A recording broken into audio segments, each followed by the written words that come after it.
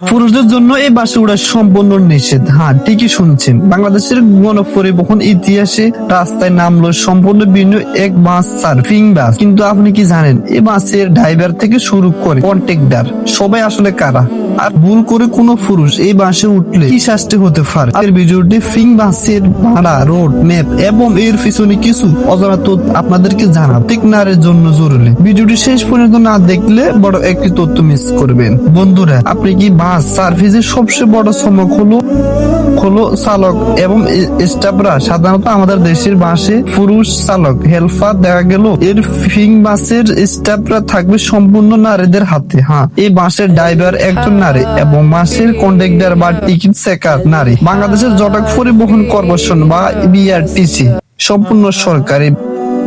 ব্যবসায়ীরা নারীদের শতভাগ নিরাপত্তা দিতে এই উদ্যোগ নিয়েছে। তবে আমাদের মনে একটি প্রশ্ন আসতে পারে, পুরুষ যাত্রী কি একেবারে উঠতে পারবে না? উত্তর হচ্ছে না। ছোট বাচ্চা ছেলে ছাড়া কোনো উচ্চবয়সী পুরুষ যাত্রী বাসে উড়ান সম্পূর্ণ নিষেধ।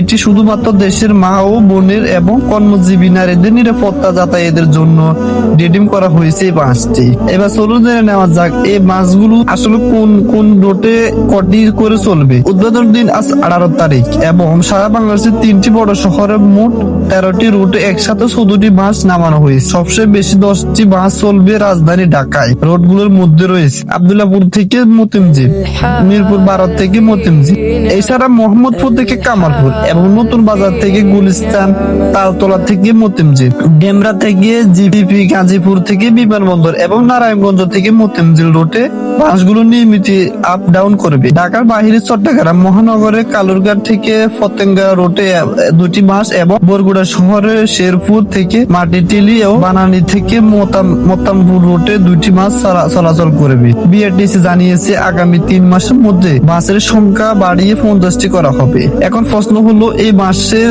চড়তে খরচ কত হবে? সাধারণত বাসের চেয়ে কি ভাড়া কম বেশি? একদম না। সরকারি নিয়ম অনুযায়ী এই বাসের ভিন্ন ভাড়া নির্ধারণ করা হয়েছে মাত্র 10 টাকা থেকে। আর দূরত্ব উপরে ভিত্তি করে কিলোমিটার প্রতি 2 টাকা 53 পয়সা। তবে মনে রাখবেন, এই বাসের কিন্তু লোকাল বাসের মতো যাত্রা দাঁড়িয়ে যাত্রা তোলা হবে না। নির্দিষ্ট কাউন্টার বা স্টেপের থেকে এই টিকিট বা ডিজিটাল টিকিট কেটে আপনাকে বাসে উঠতে হবে। বাসের ভিতরে থাকবে সিসিটিভি ক্যামেরা এবং নারীদের বসার জন্য অত্যন্ত মারাত্মক ও নিরাপত্তা সিটের ব্যবস্থা।